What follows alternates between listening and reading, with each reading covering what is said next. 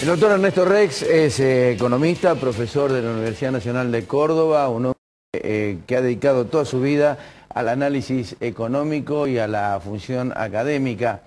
Y es una palabra autorizada para charlar sobre lo que está ocurriendo en la economía del país. Ya tuvimos la opinión de Alfredo Blanco, la opinión de Eduardo Fernández.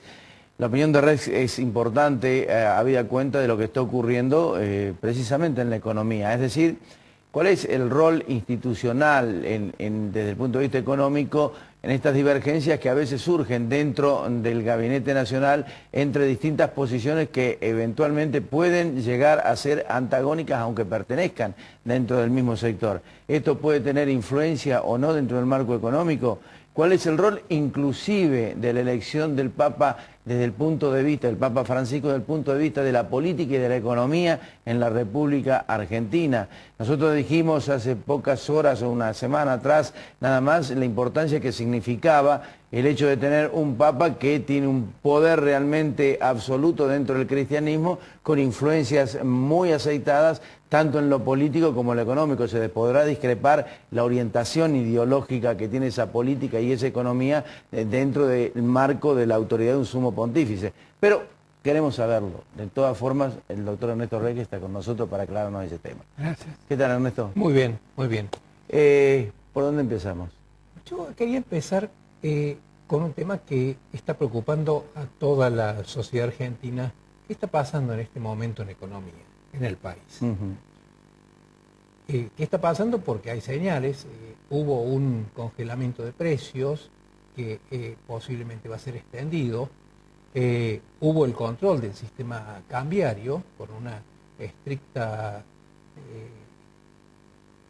control evitando la venta. El dólar se sigue disparando. La inflación sigue siendo un problema. Entonces, ¿en qué marco nos estamos moviendo?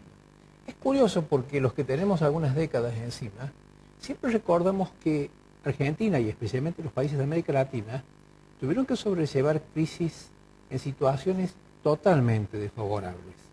Una alta presión de la deuda externa. Estaban sujetos a altas tasas de interés, con problemas de balanza comercial. Uno analiza la situación argentina ahora y dice, el principal producto de exportación argentino tiene precios que son récords en la historia. Las tasas de interés están en el mundo rondando el 0%.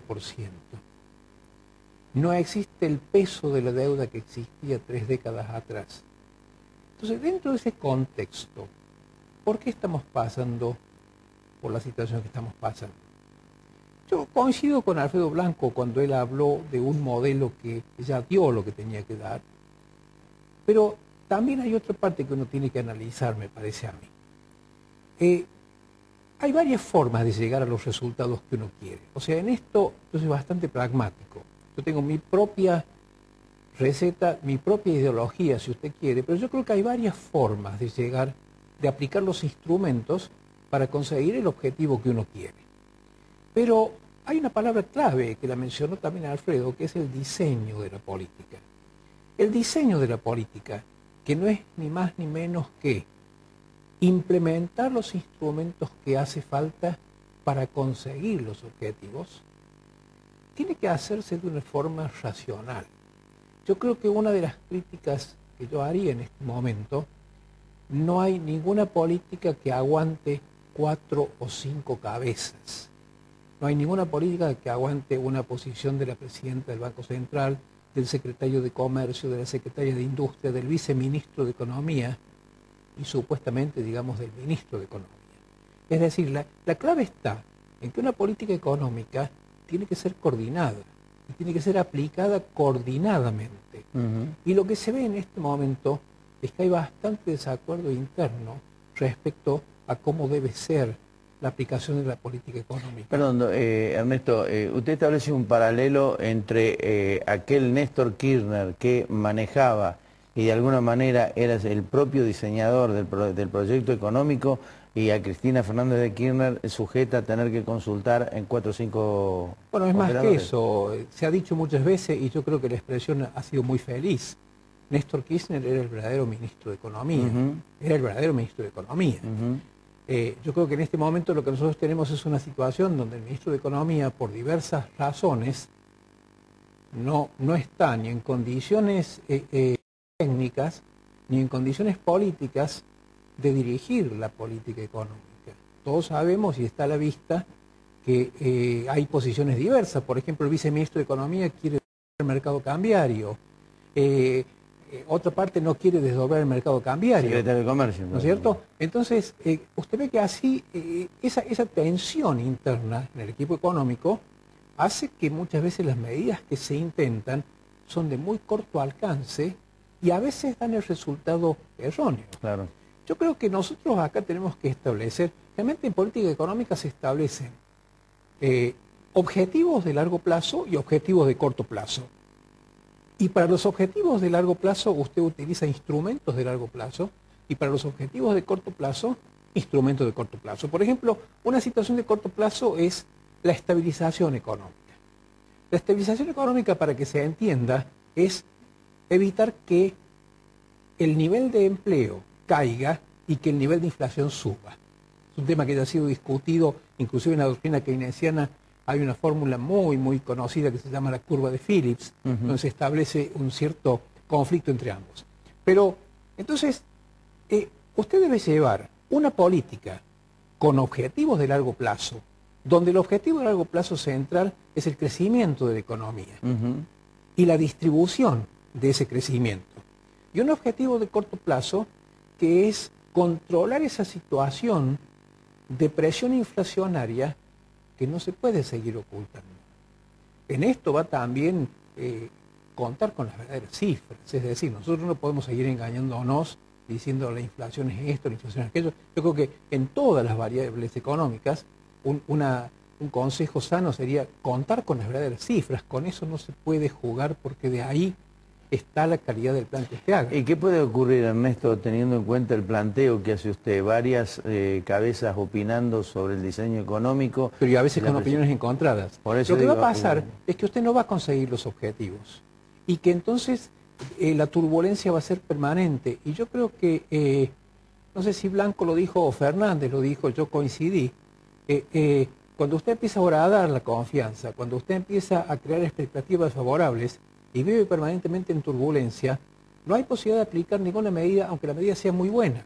Es decir, por ejemplo, hoy no alcanza con decir, no importa que el dólar esté a 8.50 o 8.70, porque es un mercado mínimo o ilegal.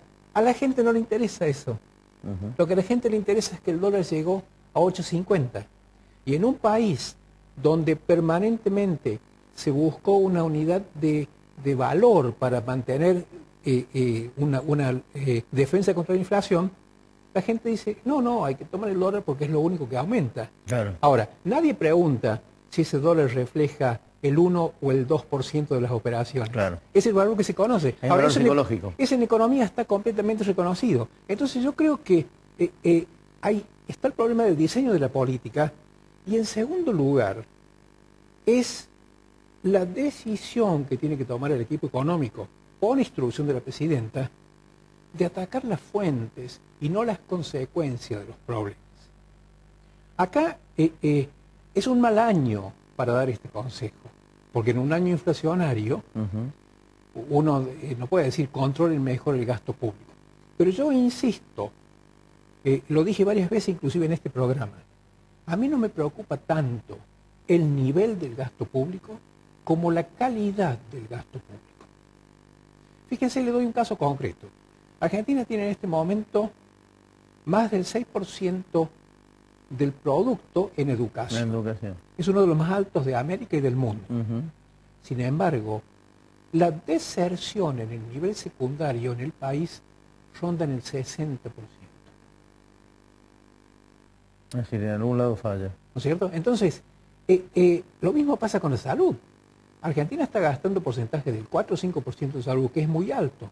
Sin embargo, no llega. Y lo mismo pasa con los subsidios. O sea, los subsidios que se han implementado. Es decir, es como si usted blindara la casa, cierra las puertas, pero el agua le entra por la ventana. Claro. Los subsidios que se han implementado son subsidios mundialmente recomendados. Por ejemplo, la asignación universal por hijo, el ingreso universal, es una teoría que se llama el universalismo básico, o sea, tratar de que las personas que han resultado desfavorecidas tengan que tener algún tipo de ingreso, también está muy sujeto a la política.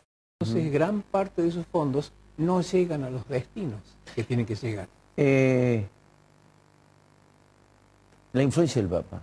La influencia del Papa es muy grande. Mire, yo creo que la presidenta inmediatamente advirtió la situación. Inmediatamente. Si hay algo que decir, es que la presidenta, cosa que no se puede decir de muchas de las personas de su entorno o de sus asesores, que intentaron reducir la figura del Papa, que intentaron vincularlo con situaciones de la dictadura.